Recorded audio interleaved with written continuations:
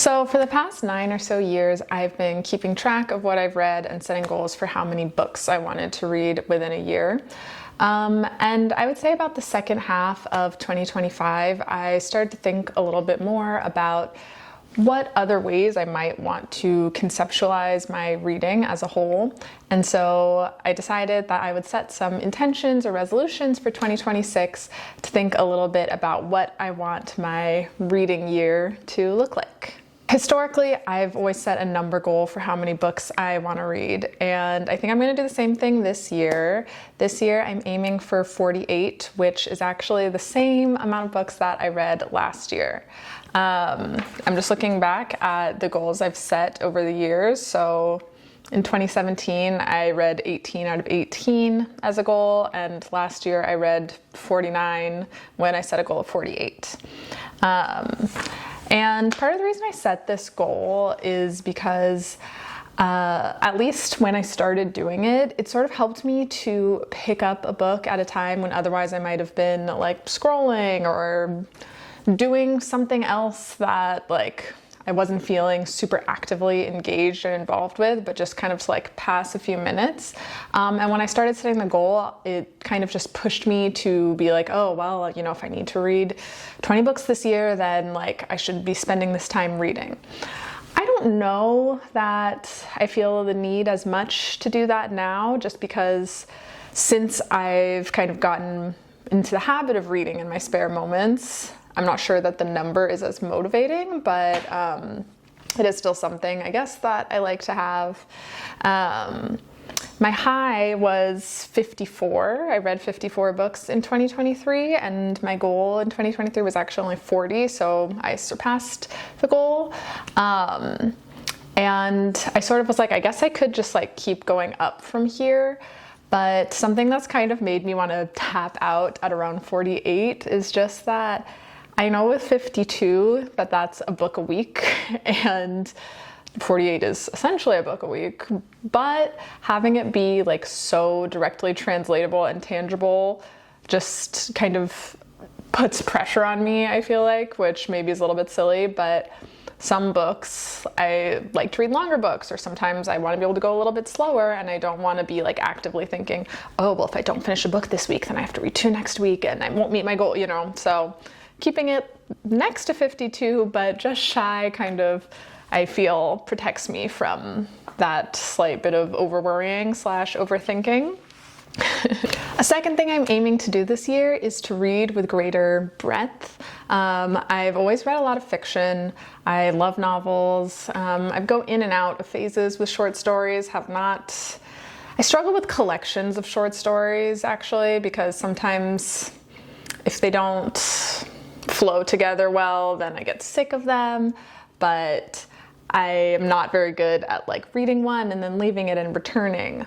So that's maybe something I want to try to do a little bit more this year, because I love individual short stories, and there's so many short stories that have been really impactful in terms of my thinking and reading, but I don't gravitate towards so many short story collections.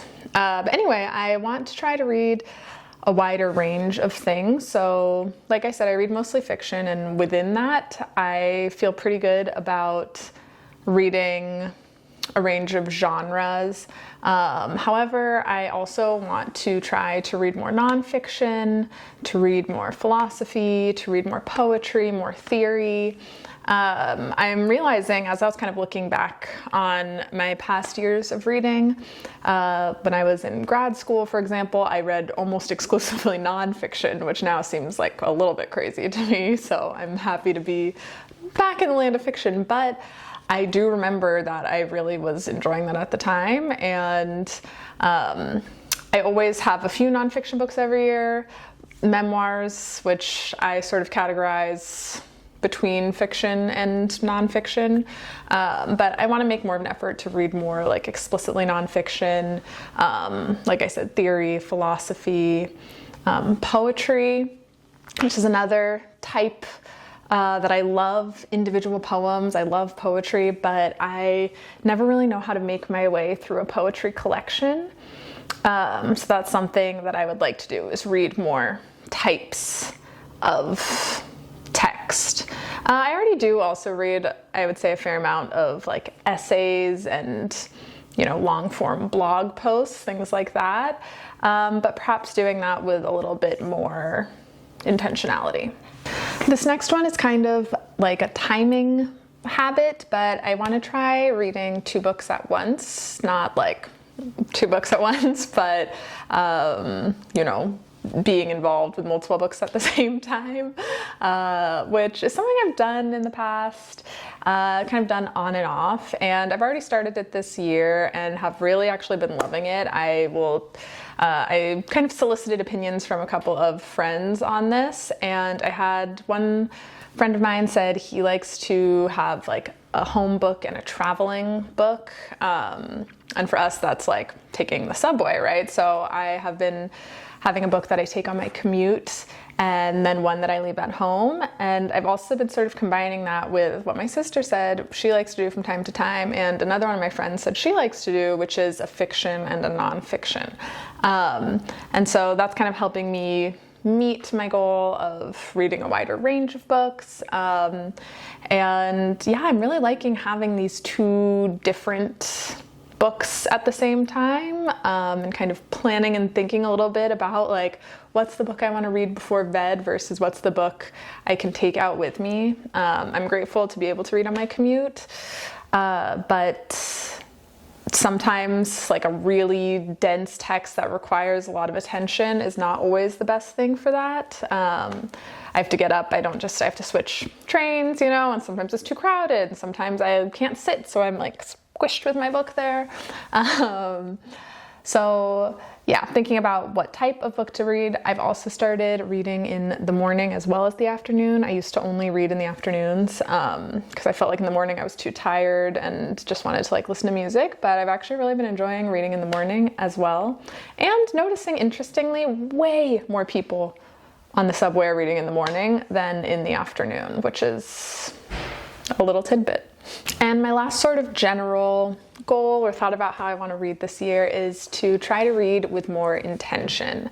And this is kind of multifold. So on one hand, I know I already said I wanted to read more variety of books, so this is kind of related to that. But also like within fiction, I want to be pretty intentional about reading authors from different places, works in translation, from different time periods. I think I actually naturally do this quite well, and I'm pretty happy about that, but I want to do it pretty actively this year and just like really make a concerted effort to do it, or just be more aware of it. And then also in terms of reading with more intention, being a little bit more, I don't want to say more choosy per se, but maybe I do want to say more choosy.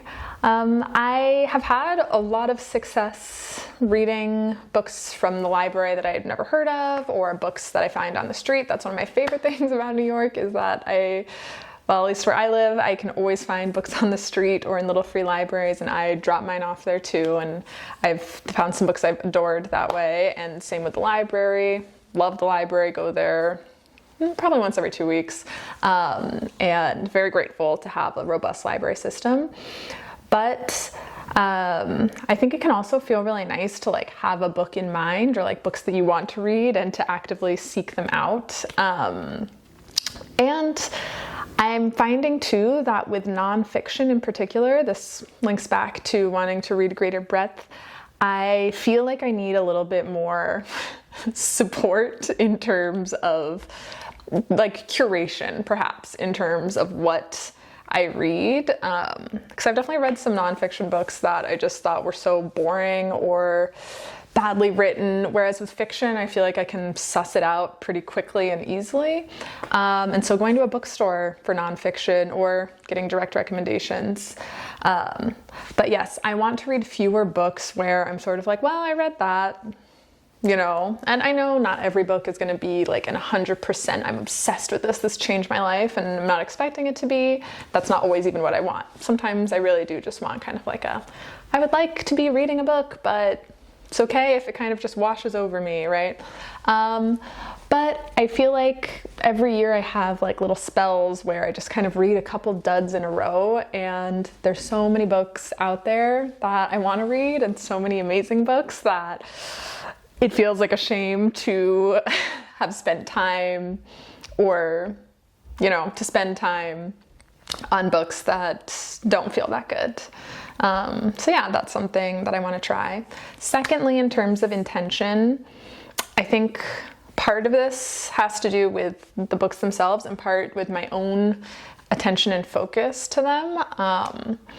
Yeah, I just want to be putting a little bit more into it when I read, making it more active, being more involved, more engaged. Part of that has been making these videos, just because I need to reflect a little bit about what I want to say, talking about the books. I love talking about books with my friends, so maybe reading books at the same time as my friends more often. Yeah, but just kind of having this sense of like, I am actively choosing what I want to read. As I'm reading it, I am paying attention and feeling invested, and then I am thinking and reflecting on it after. Even taking time between books, I think, is probably a good idea. Not one I'm ready to commit to, just because I love like having my next book. So we'll let that one kind of float for a little while, but yeah, just a little bit more intention in my reading. So I kind of have a short list stack right now of TBR. I'm definitely not, the way that I think about reading and approach it and what makes me excited about books, I don't want to have it like perfectly planned out, but I do have these books that I want to read in the next few months. So kind of to draw from this as I also, you know, get other books at the library, borrow books from friends, find books, etc., buy books. I'll just go over these really quickly. This one, Un certain sourire.